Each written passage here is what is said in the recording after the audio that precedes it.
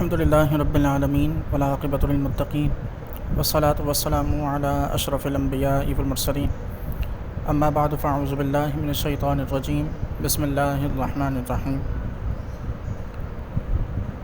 قربانی حضرت سیدنا ابراہیم علیہ نبینا علیہ السلام اور ان کے صاحبزادے حضرت سیدنا اسماعیل علیہ نبینا علیہ السلام کی سنت اسلام کا شعار اور اہم عبادت ہے، اور یہ ہر صاحب نصاب مسلمان پر واجب اور ضروری ہے۔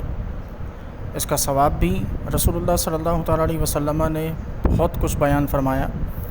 مثلاً ایک حدیث مبارک میں حضور اکرم صلی اللہ علیہ وسلم نے ارشاد فرمایا کہ قربانی کے دنوں میں قربانی سے زیادہ کوئی چیز اللہ تعالیٰ کو پسند نہیں۔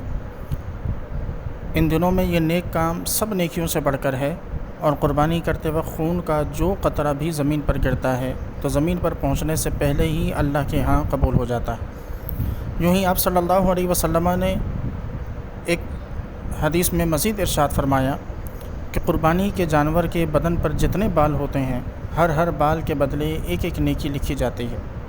آپ علیہ السلام کا ایک اور فرمان عالی شان ہے کہ قربانی تمہارے باپ ابراہیم علیہ السلام کی سنت ہے۔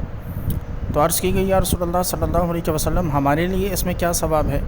آپ صلی اللہ علیہ وسلم نے ارشاد فرمایا کہ ہر بال کے عوض ایک نیکی ہے۔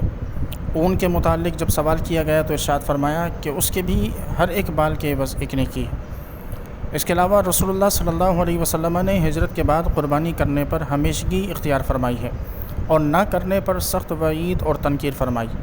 چنانچہ آپ صلی اللہ علیہ وسلم کا فرمان ہے کہ جو شخص قربانی نہ کرے تو وہ ہماری عیدگاہ میں بھی نہ آئے۔